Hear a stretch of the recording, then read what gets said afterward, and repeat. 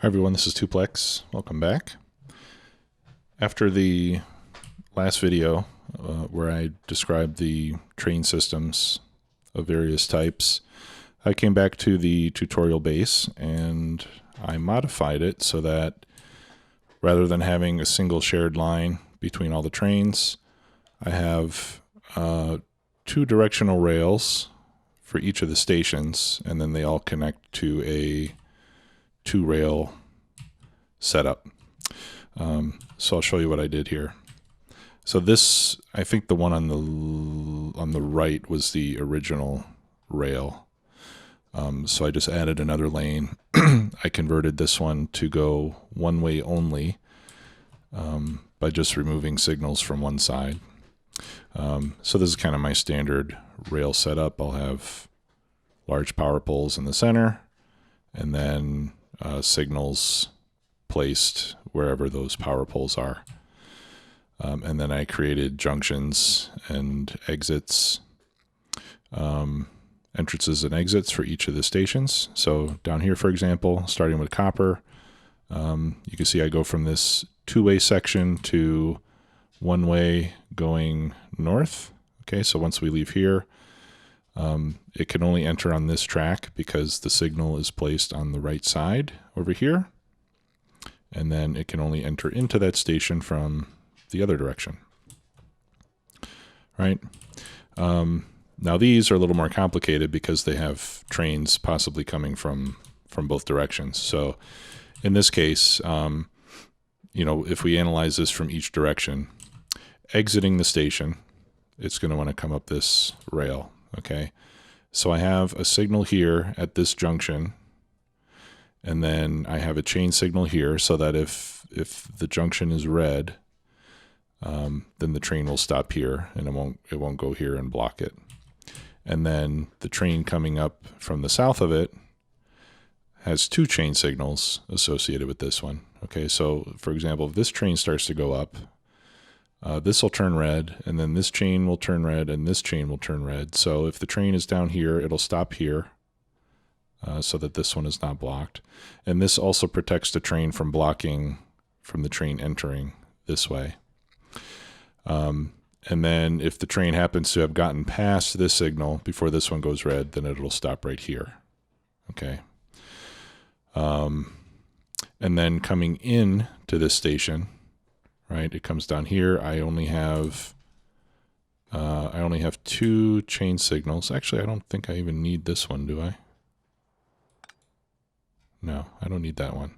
All right, so if there's a train already here, the train would come down and it would wait here so that it doesn't block this track. It'll wait here, and then when this train exits, it'll go green and it'll be able to proceed across. So that's the basic setup. We can remove that. Okay, and since I have, at least in the case of iron, since I have three trains assigned to the same station, I needed to add a stacker. Otherwise, you could have a situation where you have this train in the station, the next train waiting to get in would be waiting here, blocking this portion of the track, and then the copper and the stone train would not be able to get in. So I created a stacker up here, and here you can see it working. Right, so I just come off of the line going into that group of stations. I created several lanes, and this train right now is waiting in the lane. So at the front, you add chain signals, and then I have no other signals except at the very entrance to each station. Okay, so all these chain signals will all repeat the status of these three chain signals at each station. So when a train comes in here, and you can see right now the chain signals are blue. Now green obviously means that all is clear and the train can proceed. Red means that all is blocked and the train has to stop. Blue means that there are multiple paths ahead. Some of them are blocked and some of them are not. Okay, so in this case, we've got a red signal here, we've got a red signal here, but we have a green signal here, and this blue one is reflecting that status. Now it's yellow. Okay, so that's what allows the copper train to come through, for example, while the iron train continues to wait. And now these are red because all three stations are blocked.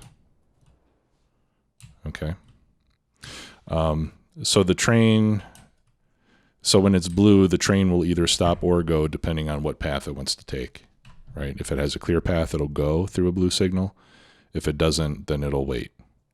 And the blue only appears on chain signals. The regular rail signals will always be either red or green.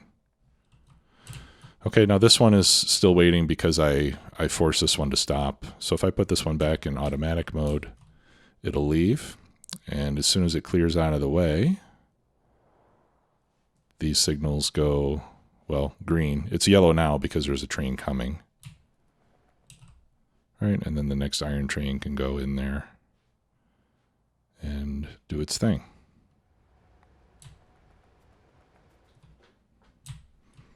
Okay, so that's how the stacker works. Something else that's rather important with a stacker is at the entrance to the stacker, just before it splits into multiple lanes, I place a single chain signal. The reason I do that is because sometimes you'll have two trains on their way to the stacker at the same time. They pre-calculate their path, and you could end up with a situation where, let's say you have a train on its way here and it's planning to go into this lane of the stacker because it's clear. All right, that train is on its way. And then another train starts to come over this way, and it also decides to go on this lane. And it can do that because there's no train sitting there yet. So both trains see it as clear. They both decide to go there at the same time. One train gets there first, and then the second train comes up here, and it tries to go in, and it sits right here because the signal is going to be red now, and it blocks the entrance to the stacker. So if you put a chain signal there, the chain signal causes, every time a train hits a chain signal, it causes it to recalculate its path. So if you had a situation like that, and then the first train to arrive goes there, when the second train gets to this chain signal, it's going to check the paths ahead again, and if the one that it wants to take is blocked, then it'll recalculate and choose a different path. So you put that chain signal there to make sure that, again, if you've got multiple trains on their way to the stacker at the same time, once they actually arrive to this signal, they'll check again to see which path is clear, and they'll choose a lane that is vacant. Okay, now I have 5 trains coming in and out of these 3 stations down here. Right, I have 3 on iron, 1 on copper, 1 on stone. I only have 4 lanes on the stacker because you usually don't need a stacker lane for every single train because the chances of all the trains arriving at the same time are pretty much nil. And also, there's going to be you're going to be able to put at least 1 train in each of the 3 stations. So out of the 5 trains, 3 of them can occupy a station. In the worst case, I might have 1 iron train in the station and 2 more waiting to get in. So really, I could get by with only 3 lanes. And then because the stone and the copper train could use the 3rd lane just to pass through while 2 iron trains wait for the 3rd iron train to get out. So when you're trying to decide how many stacker lanes to use, you don't necessarily need 1 for every single train that you have that's going to be passing through it. You can get by with fewer lanes. All right, so I think that's it on the stacker. Let's take a look. So on these junctions going to the individual stations, they're set up similarly to what we saw down here. Right, each one has 1 path out and 1 path in, 1 path out, 1 path in. Up here, I got a little bit fancy. Here's a 45 degree, but it's the same. 1 path out, 1 path in.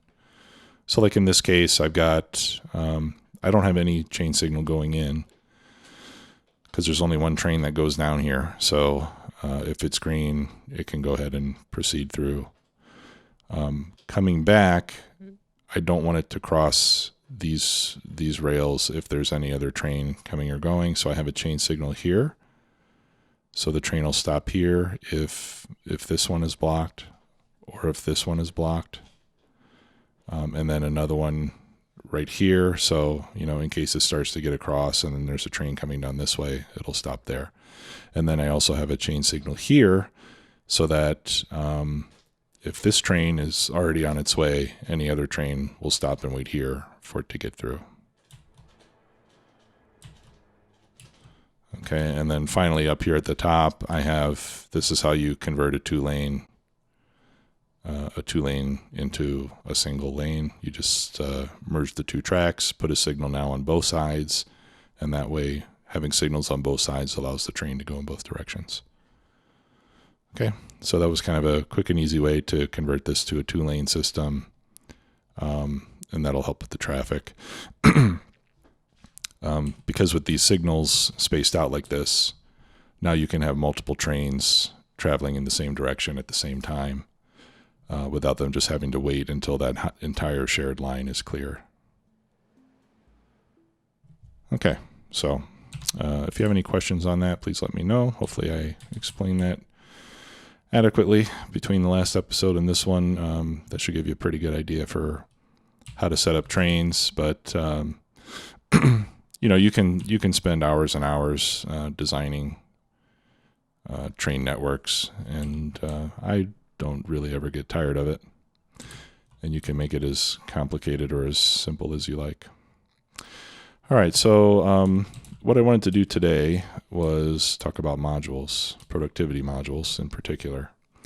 So at this stage of the game, it would make sense to start to use productivity modules so that I can produce more with less, right? Since the productivity module gives you an output bonus every time your productivity bonus gets up to 100%, you get a free item. It makes sense to start putting productivity modules in your base once you've got things up and running. You do get a speed penalty, but you can compensate for the speed penalty by either having more production buildings or by using combination of productivity and speed modules, or using productivity modules in your buildings and using beacons with speed modules to increase the speed. There's lots of different ways that you can combine the modules. But generally, when I start adding productivity modules, I start with the most expensive items. And right now, the most expensive thing that I'm producing is research. Now, we don't often think of research as a product, but it is. And every unit of research that I make right now requires each of those 6 science packs, and some of those science packs are expensive to make. And the other thing you can see is that some of my labs are idle because I'm not making science packs fast enough to keep all the labs fed. So what I'm going to do, and for demonstration purposes, I'm just going to use productivity module 1s. And that's actually how I would start. So I'm just going to start adding productivity modules to all my labs. And that way, every once in a while, I'll get a free research when this progress bar fills up. Now, the other thing is that it is going to slow down my labs a bit. We can see that the speed now, well, it says plus 145%, but that's because we've researched lab speed. So if we look here at our bonuses, research speed is plus 250. These 2 speed modules reduce the speed by 30%, so it's now lower. But because I've already had some idle labs, I should be able to keep up the same rate without adding more labs, right? Or it should increase my rate since now I'm going to be getting bonuses and I have I already had more labs than I could keep fed anyway. All right, and we can see that that continues to be the case. Okay, so now we're getting some productivity bonus on the labs. We're also using more power on the labs, 80% more because of those modules, so we want to keep an eye on our power. I did expand the reactor. I added another 2 reactors and more heat exchangers and more turbines. Okay, so now we should be able to produce close to 480 megawatts. We've got tons and tons of fuel, so no problem there. Okay, So that's usually the first thing I do is I start adding productivity modules. Like as I build up the base, I'm going to start by adding productivity ones wherever I can. Okay, and that would begin with the labs, and then I would start to add them as well to the science facilities. You have to be careful here because here when I plug in the modules, it takes them as an ingredient rather than putting them in the module slots. So let's now copy that. Yeah, it's not going to work. All right, so I'll just do this manually.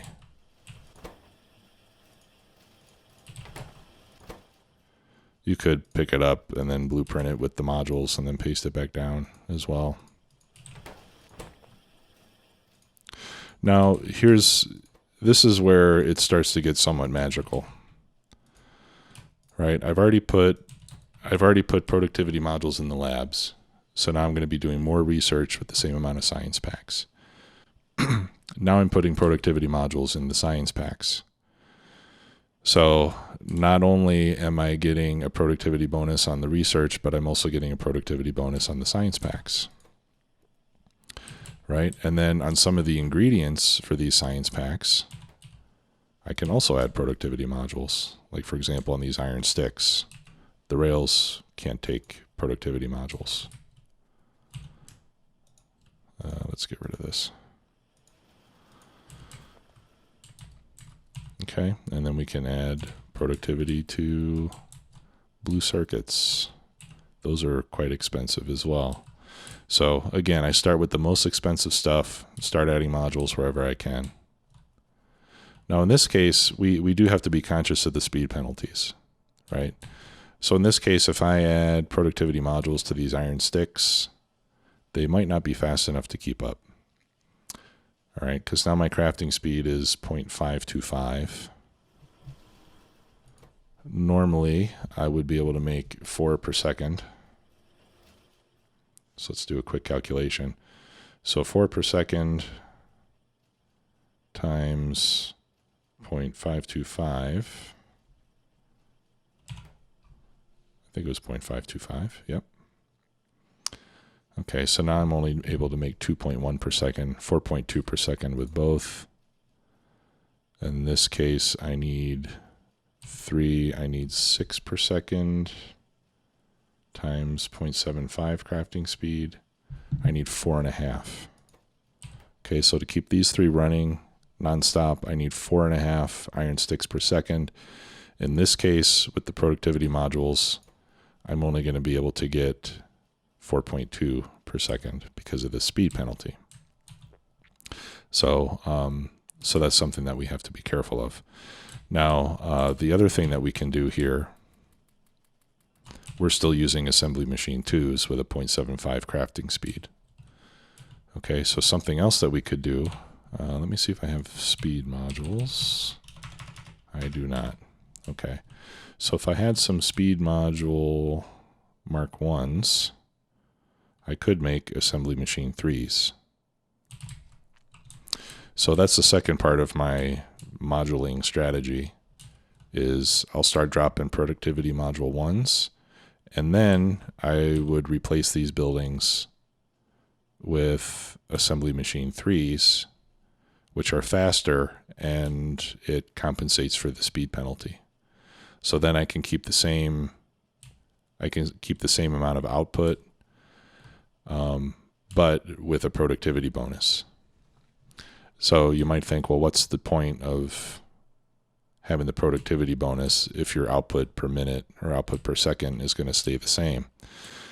Well, the benefit is that you're going to use fewer resources to get the same amount of output, right? You're going to use less iron, you're going to use less plastic, you're going to use less copper, whatever. And as you can see, you can get these bonuses all the way through a production chain. So, if we look at these, for example, well, I'm already getting a productivity bonus on the science. I'm getting a productivity bonus on these yellow science packs. I can get a productivity bonus on the blue circuits. I can get a productivity bonus on the red circuits. and on the plastic and on the petroleum and on the copper wire. So you can add these bonuses all the way through the production chain, and it ends up to making a massive difference in how much raw material you need to run your base, right? So, just in the example of the blue circuits, you can, since you can get productivity at almost every step in the chain, including smelting the plates, you can end up using, something like half of the raw materials to make the same amount of blue circuits. And when you do that, then that makes it, that makes your mines last longer. So you don't have to run around moving mining drills and making new rail stations for your mines. You don't have to go looking for new oil as often. So it's really beneficial to do that. Okay, so now I've got a single assembly machine 3. So let's take a look at this. So if I set this to make blue science packs, for example, here I've got 2 productivity module 1s, and my crafting speed is 0.525. Okay, and if I didn't have the productivity modules, the crafting speed would be 0.75. Now with an assembly machine 3, my crafting speed is 1.25. It's just a faster machine. It also can hold more modules. But if I were to put the same 2 productivity modules in there, I have a crafting speed of 0.875. So 2 productivity modules in an assembly machine 3 is actually faster than an assembly machine 2, and you get the productivity bonus. What if I put 3 in there? Now it's 0.6875, so then it's a little bit slower. So if we wanted to maintain our 45 per minute, what I would do is I would start by throwing these productivity modules in, and then I would just come and replace it with an assembly machine 3, leave the 2 modules in, and now I'm actually going to be able to produce faster, but I'm going to be getting a productivity bonus. I'm also going to start using a lot more power, right? So this one with the modules is using 270 kilowatts. This one with the modules uses 675 kilowatts. All right, so it's probably a good idea to make sure that you've got nuclear or tons and tons of solar power available before you start doing this sort of replacement. Okay. But one thing I could do is I could come over here and throw that on one of these. Whoops. Where is it? Here we go.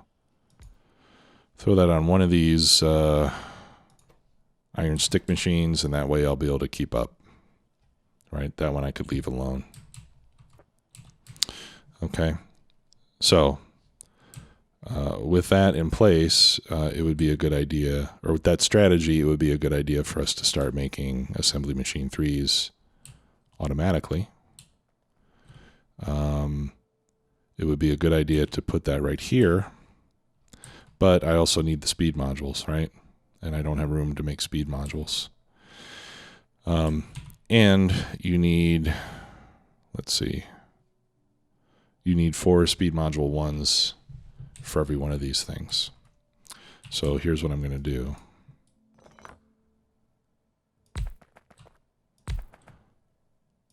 And I'm running out of room down here.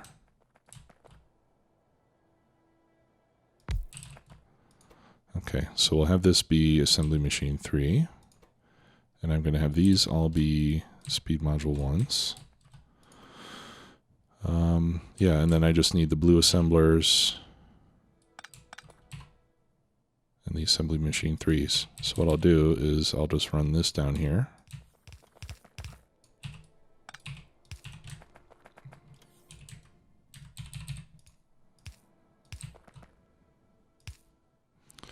So I'll set up those machines to make the modules. I'll output those onto a belt.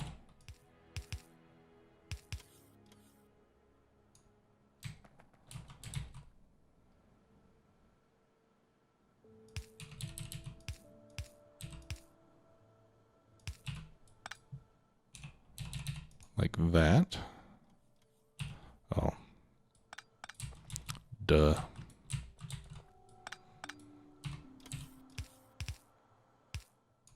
There we go.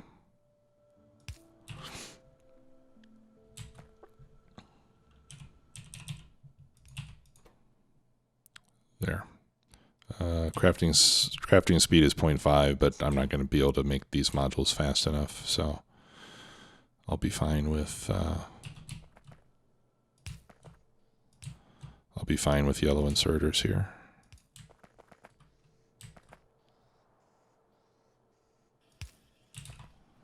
Okay, throw in some lights.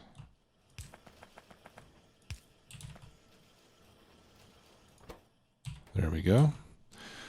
I already have a provider chest, so we can have it output into that same chest. We'll set our limit as we normally do. In this case, I'll go for 100. And then I'm going to need a requester chest to get the other things. So I'm going to shift right click on the machine, shift left click on the chest, and that automatically puts it a request. I really don't need 90. I think 10 will be enough. And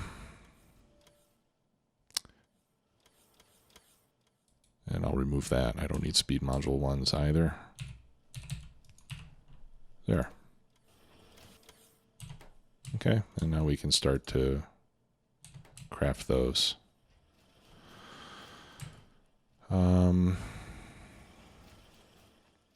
Something else that might be useful.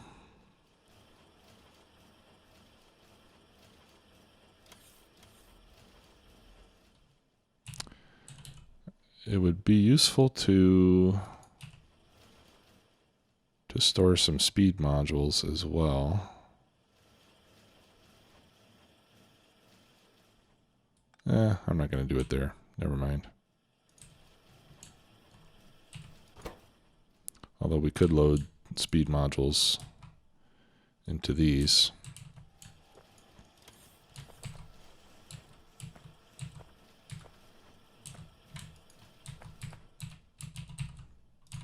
Just so that we can make the modules faster.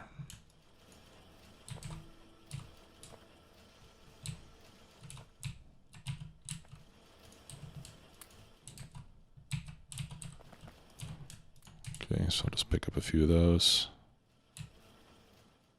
One more, here it comes. There we go. Oh, what am I doing? I've got speed module 3s here. Bam. Let's get this really sped up. And let's use these too. Okay, so now we're making modules quickly. This is going to start to drain a lot of red and a lot of red and green circuits, but that's okay. I need the assembly machines. Okay, and then I'll put in a request for some assembly machines, and I'll take those myself, and then we can start to slowly convert.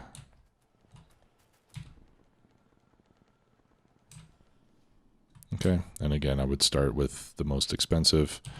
Now, technically, I think the yellow circuits are actually more expensive than the purple ones.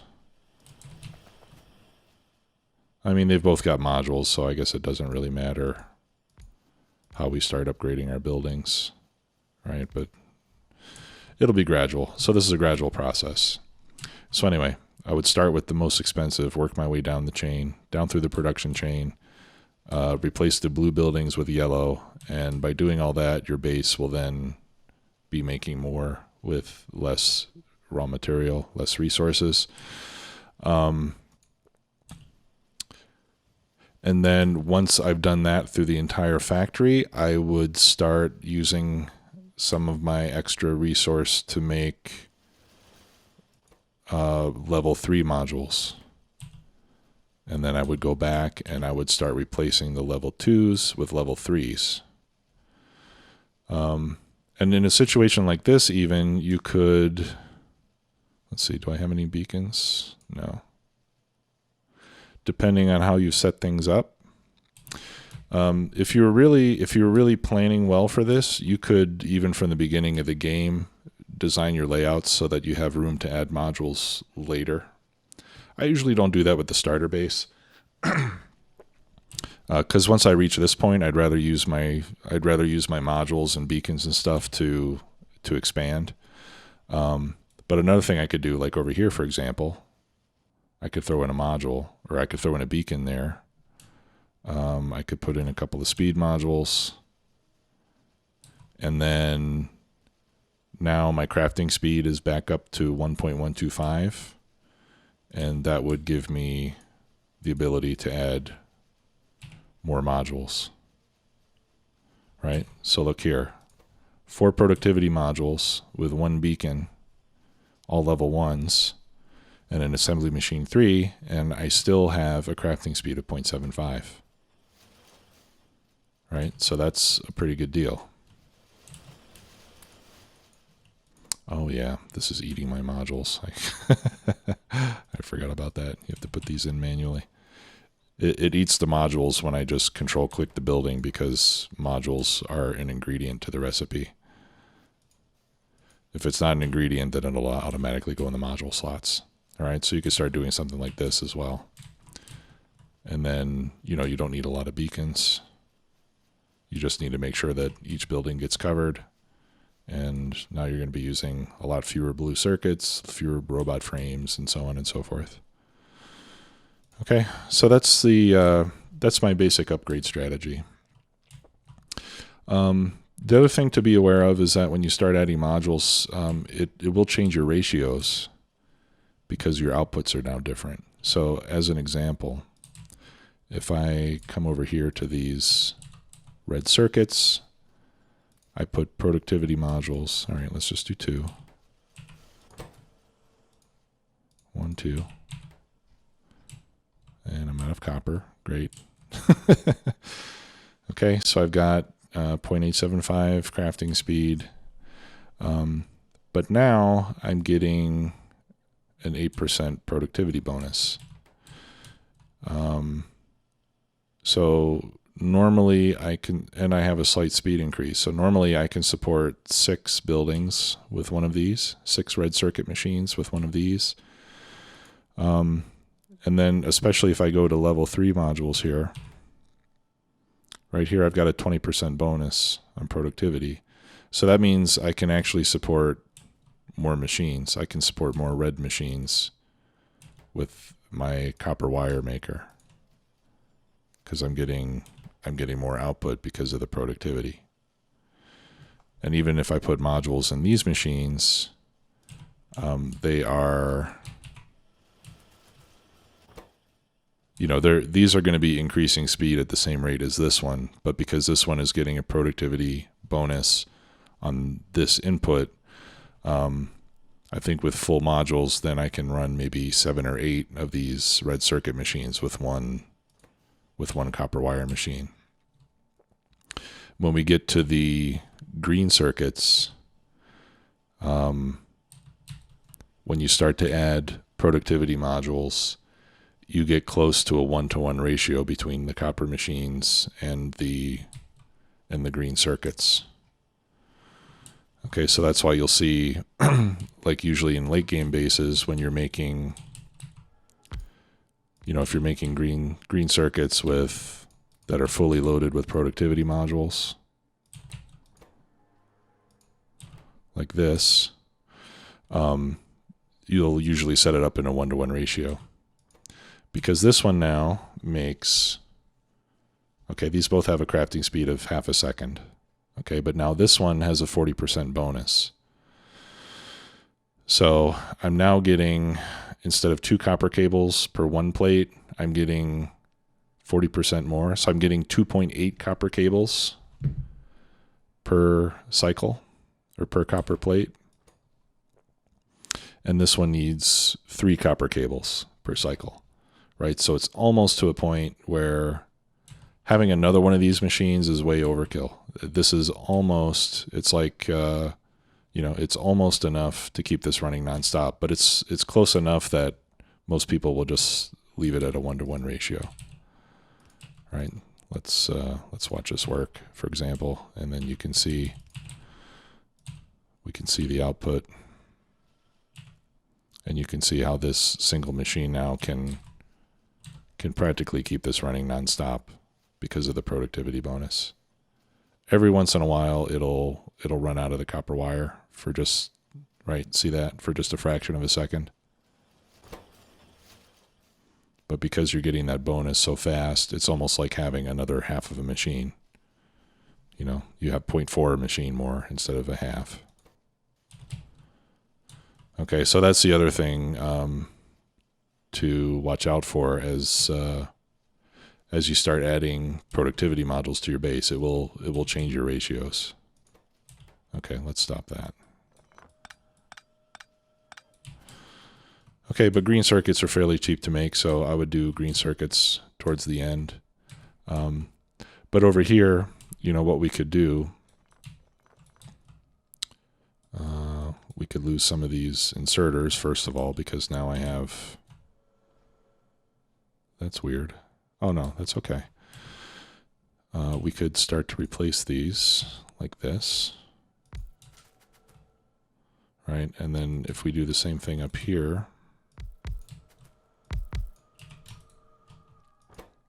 Let's change these recipes. Let's get rid of these extra inserters. Okay, 1-to-1. And then that. Let me grab some steel so I can make more beacons.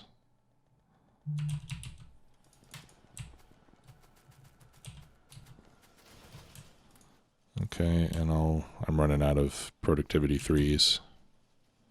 Now with productivity 1s, the ratio is not going to change that much because you're only getting a 16% bonus. So it's really with the productivity 3s that this starts to take effect.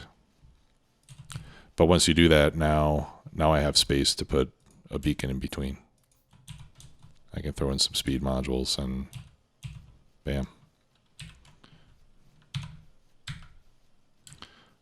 Let's get some more productivity modules.